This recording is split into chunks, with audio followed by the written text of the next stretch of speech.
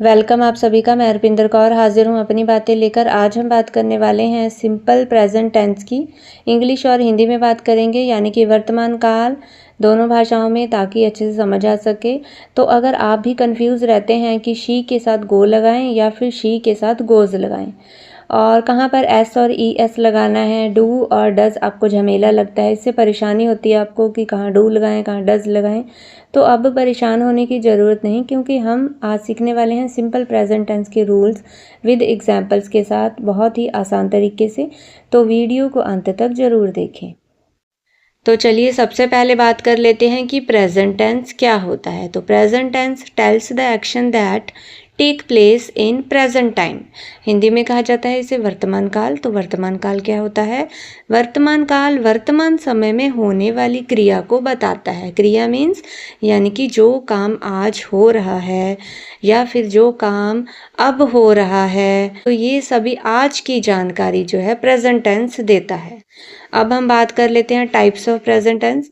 तो there are 4 types of present tense. Number 1 है simple present, जिसे हिंदी में कहते हैं सामान्य वर्तमान काल। दूसरा है प्रेजेंट कंटिन्यूस, जिसे हिंदी में कहा जाता है अपूर्ण वर्तमान काल। थर्ड है प्रेजेंट परफेक्ट, जिसे हिंदी में कहते हैं पूर्ण वर्तमान काल। फोर्थ है प्रेजेंट परफेक्ट कंटिन्यूस टेंस, यानी कि पूर्ण अपूर्ण वर्तमान काल। तो आज की इस वीडियो में हम प्रेजेंट टेंस की सिर्फ फर्स्ट टाइप की बात करने वाले हैं, जो है सिंपल प्रेजेंट टेंस। तो सिंपल प्रेजेंट टेंस की डेफिनेशन है the verbs that tell us about actions that take place regularly are known as simple present tense. Permanent facts और जो जनरल स्टेटमेंट्स होती हैं वो भी सिंपल प्रेजेंट टेंस कहलाती हैं। हिंदी में इसे कहेंगे साधारण या फिर सामान्य वर्तमान काल, या फिर इसे सरल वर्तमान काल भी कह सकते हैं। अब इसकी हिंदी में परिभाषा है वे क्रियाएं जो नियमित रूप से होती हैं, यानी कि जो हर रोज होती हैं, उन्हें ही सामान्य वर्तमान काल या फिर साधारण वर्तमान काल कहा जाता है। जो स्थायी तथ्य होते हैं, यानी कि जो इस दुनिया में परमानेंट फैक्ट्स हैं, जो स्थायी रूप से चलते आ रहे हैं, वो भी, और जो जनरल स्टेटमेंट्स हम सामान्य कथन देते हैं, ऐसी क्रियाएं भी सामान्य वर्तमान काल के रूप में जानी जाती हैं। अब रूल की बात करें तो in simple present tense we add S और E S to a verb if the subject is singular, but there is no need to add s or es to a verb if the subject is plural। Hindi में इसके नियम की बात करें तो सामान्य वर्तमान काल में यदि विषय एक वचन है तो हम क्रिया में s और es जोड़ते हैं, लेकिन यदि विषय बहुवचन है तो क्रिया में s या es जोड़ने की ज़रूरत नहीं होती। अब ये जो रूल हैं ये अप्लाई होते हैं कुछ सेंटेंसेस में, यानी कि जब हम सिंपल प्रेजेंट टेंस में सिंपल सेंटेंसेस बनाते हैं तो सिंपल प्रेजेंट टेंस में कई तरह के सेंटेंसेस होते हैं, पॉजिटिव सेंटेंसेस, नेगेटिव सेंटेंसेस और क्वेश्चन सेंटेंसेस। तो जो सिंपल सेंटेंसेस होते हैं, यानी कि अफर्मेटिव सेंटेंसेस होते हैं, उनमें ये रूल अप्लाई होता है। नेगेटिव और क्वेश्चन सेंटेंसेस में इस रूल में थोड़ा सा चेंज होगा, जो कि हम आगे जानेंगे।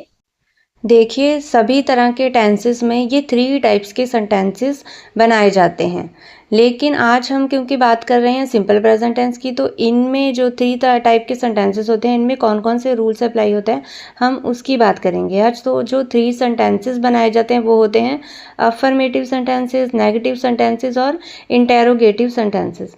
अफर्मेटिव सेंटेंसेस को सकारात्मक वाक्य कहा जाता है, नेगेटिव सेंटेंसेस को नकारात्मक वाक्य कहा जाता है, और इंटेरोगेटिव सेंटेंसेस को प्रश्नवाचक वाक्य कहा जाता है। अब सिंपल प्रेजेंट टेंस के एग्जाम्पल्स करने से पहले, एग्जाम्पल्स मीन्स उनमें सेंटेंसेस ही बनाने हैं, और ये जो 3 टाइप्स के सेंटेंसेस बनाए जाते हैं, अफर्मेटिव सेंटेंसेस, नेगेटिव सेंटेंसेस या फिर इंटेरोगेटिव सेंटेंसेस, तो सबसे पहले हम इन सेंटेंसेस के बारे में जान लेते हैं, फिर ये सेंटेंसेस बनाएंगे और एग्जाम्पल्स के थ्रू सिंपल प्रेजेंट टेंस को अच्छे से समझेंगे। तो सबसे पहले affirmative sentences, A sentence that says yes और स्टेट्स अ फैक्ट। ये सकारात्मक वाक्य होते हैं जो हाँ कहता है, यानी कि किसी तथ्य को बताता है, यानी कि जो पॉजिटिव सेंटेंसेस होंगे वो होंगे अफर्मेटिव सेंटेंसेस, और इन्हें सिंपल सेंटेंसेस भी कहा जाता है। दूसरा है नेगेटिव सेंटेंसेस, यानी कि a sentence that says no or denies something, यानी कि नकारात्मक वाक्य कहलाते हैं एक वाक्य जो नहीं कहता है और किसी बात को इनकार करता है, तो वो होते हैं नेगेटिव सेंटेंसेस। अब थर्ड है interrogative sentences, A sentence that asks A question. उन्हें ही प्रश्नवाचक वाक्य कहते हैं जो प्रश्न पूछता है और एंड में क्वेश्चन मार्क लगा होगा, ये इसकी खास पहचान होती है। तो ये 3 टाइप के सेंटेंसेस सिर्फ सिंपल प्रेजेंट टेंस में ही नहीं, सभी टेंसेस में ये सारे टाइप के, तीनों टाइप्स के सेंटेंसेस बनाए जाते हैं। तो ये सब में कॉमन रहेंगे, लेकिन इनके रूल्स जो हैं वो चेंज होते रहेंगे। आज हम बात करने वाले हैं सिंपल प्रेजेंट टेंस में इन सभी सेंटेंसेस को बनाने के रूल्स क्या है। तो देखिए एग्जाम्पल्स के थ्रू। तो अब एग्जाम्पल्स देख लेते हैं। अफर्मेटिव सेंटेंसेस के एग्जाम्पल हैं, आई ड्रिंक वाटर, मैं पानी पीता हूँ। ही स्पीक्स हिंदी, वह हिंदी बोलता है। दे लाइक्स सॉन्ग्स, उन्हें गाने पसंद है। अब देखिए यहाँ पर हमने रूल किया था एस और ई एस लगेगा जब सिंगुलर होगा नाउन। जब इफ सब्जेक्ट इज सिंगुलर तब एस और ई एस का यूज़ करेंगे। यानी कि जो दूसरा एग्जाम्पल है देखिए, सिंगुलर का जब सब्जेक्ट है, जैसे कि ही सब्जेक्ट सिंगुलर है तो उसके साथ एस और ई एस लग गया वर्ब के साथ। वर्ब की फर्स्ट फॉर्म है स्पीक, तो स्पीक के साथ एस लग गया, बन गया ही स्पीक्स। और दूसरा रूल क्या था, एस और ई एस नहीं लगेगा जब सब्जेक्ट प्लूरल होगा। यानी कि आई और दे ये जो प्लूरल हो गए सब्जेक्ट, तो यहाँ पर क्या लग गया हमारे पास, वर्ब की फर्स्ट फॉर्म के साथ एस और ई एस नहीं लगाएंगे। यानी कि सिंपल ड्रिंक फर्स्ट फॉर्म लगा रहा, I drink water, they like songs, like लगा रहा वर्ब। ठीक है, वर्ब्स क्या थे, वर्ब है एक्शन वर्ड्स जो क्रिया का होना या करना जहाँ से पता चलता है। ये रूल जो हमने बात की थी, इन रूल्स की अफर्मेटिव सेंटेंसेस में अप्लाई होगी। लेकिन जैसे ही नेगेटिव और इंटेरोगेटिव सेंटेंसेस हमने बनाना है, डू और डस का यूज़ करेंगे। यानी कि जब नाउन सिंगुलर होगा, यानी कि सब्जेक्ट सिंगुलर होगा, तब डस का यूज़ करेंगे नॉट के साथ। और जब प्लूरल नाउन्स होंगे वहाँ पर डू नॉट का यूज़ होगा। तो इस तरह से नेगेटिव सेंटेंसेस बनाएंगे। और जब क्वेश्चन सेंटेंसेस होंगे, एंड में क्वेश्चन मार्क लगा होगा, तब भी डू और डस का ही यूज़ करेंगे। साथ में वर्ब की फर्स्ट फॉर्म ही यूज़ होगी। लेकिन जो डू और डस होगा वो सिंगुलर और जो प्लूरल नाउन्स होंगे, सब्जेक्ट होंगे, उनसे पहले आ जाएगा। तो अब हम एग्जाम्पल्स देख लेते हैं। नेगेटिव सेंटेंसेस का first example, I don't drink water, मैं पानी नहीं पीता हूँ। He does not speak Hindi, वह हिंदी नहीं बोलता है।